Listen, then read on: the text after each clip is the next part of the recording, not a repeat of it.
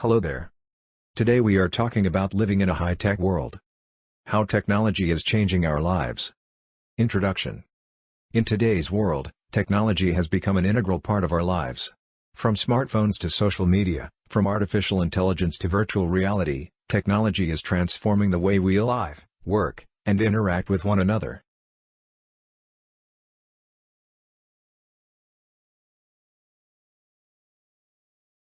What happens when humans begin combining biology with technology? It is the power to recode life itself. We will see human organ farms, governments using artificial wombs to rebuild populations, robots with biological parts. There will be genetically altered humans who are able to heal people through touch, and so much more. This is the world of biotechnology. But what happens to our environment when humans begin to engineer life and they become an invasive species? And what is going on underground in the labs of biohackers hidden from regulations? And if human bodies are bioengineered, would we evolve into a new species of life altogether, becoming less human and more alien? Humanity will no longer be observers of nature, but the masters of it. This is the next phase in humanity's evolution, and it begins with bioprinting. Bioprinting is 3D or even 4D printing, but instead of plastic or metal, it uses living cells called bioinks. These cells are printed layer by layer and can grow and connect with each other, creating biological structures. With bioprinting, we're not just creating objects, we're breathing life into them. Bioprinting is the alchemist's dream come to life. Some basic level uses include bioprinted eyeball corneas, bioprinted hair follicles for hair loss, personal cosmetic testing, and combat wound healing. And traveling further into the future, more advanced bioprinting will achieve 3D printed coral reefs that provide habitats for marine life, helping to restore damaged ecosystems. Or small-scale robotic space stations that are bioprinting factories, since printing with liquids is more effective when done in a microgravity environment.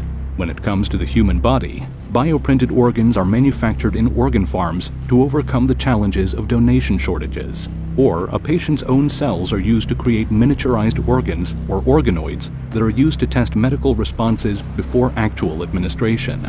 And bioprinted prosthetic limbs are designed to fit perfectly to the individual, using living tissue to improve integration with the host's body. Experiments are carried out in the field of cybernetics, where electronics are implanted into bioprinted pieces, creating cybernetic organs that are more advanced than natural ones, such as bioprinted lungs that are implanted with sensors and nanofilters that remove toxins from the air before it enters the bloodstream, or replacement bionic eyeballs that have built-in zoom or infrared vision. Patients of these experimental bionic eyeballs begin to claim they are having paranormal visions. After losing his sight in an accident, a former archaeologist receives a bionic cornea transplant. With his restored vision, he starts having visions, hallucinations, claiming to see the past and believing he has unearthed hidden secrets that could rewrite history. On the other side of the world, an unknown flesh-eating disease is wiping out regions of a country. A group of scientists use bioprinting to create a new type of skin that can survive the disease. Some people praise the scientists' efforts, while others question whether these people with a different type of skin are still part of the human race. Coming back to more basic biotechnology, there is the world of living architecture, where buildings are constructed with bioengineered materials that can self-repair, clean the air, absorb pollutants, and even reproduce. These buildings are also built using gecko-inspired adhesives and coral reef-inspired eco-concrete. Some of these new age buildings are even powered by biological batteries that use components such as bacteria to store and generate energy. But there are complaints of forced obsolescence, where companies are manipulating their biomaterials to deteriorate after a set period of time, forcing customers to continuously purchase replacements. High up in these bio buildings, inside luxury apartments, walls are decorated with pieces of bio art. Artists use living tissue and bioprinters to fabricate living and evolving works of art. These city bio-apartments that are near the ocean are protected from rising sea levels and storm surges by living seawalls. Genetically engineered corals and mussels are used to create living seawalls that grow and self-repair, protecting these coastal cities. And then there are bioluminescent lights, plants, bacteria, and algae that are engineered to glow in the dark, just like deep-sea creatures, replacing electric streetlights. But in a small town where bioluminescent lamps light the streets and purify the air, a sudden decay of the bioluminescent organisms causes darkness to fall. It is up to botanists and engineers to figure out what is killing the neon bloom and restore light to the town. Conspiracies spread that the lights have been biohacked and reprogrammed to release harmful pollutants. Elsewhere, a robotics company has built a robot with a bioluminescent skin that glows. The company tests using the robot in a museum, guiding people around the exhibitions. People question if human skin is next.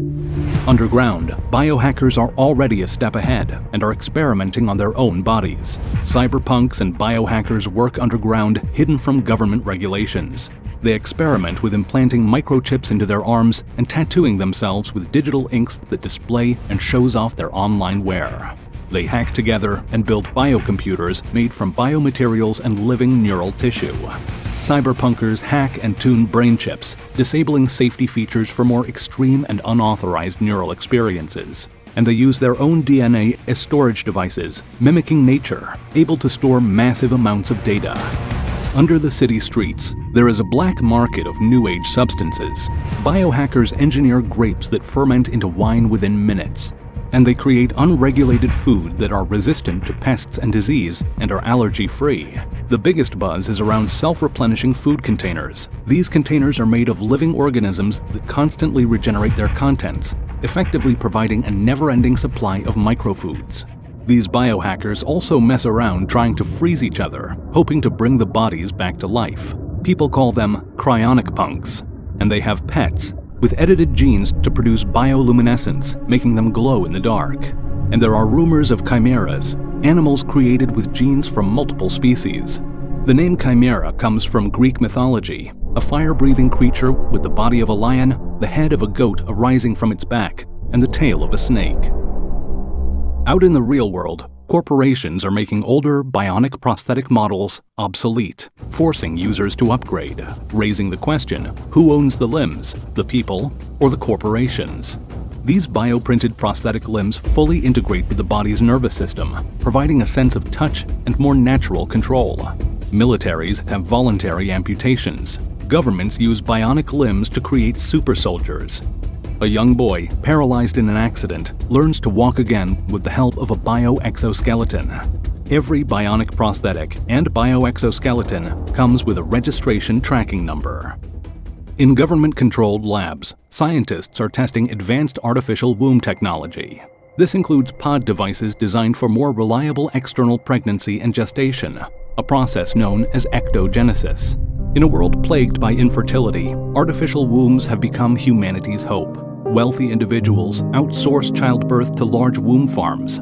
Governments facing population collapse have their own farms too.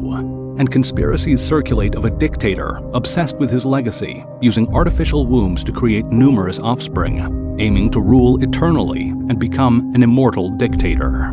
Other fields that use artificial womb technology include space colonization, military use, and endangered species revival.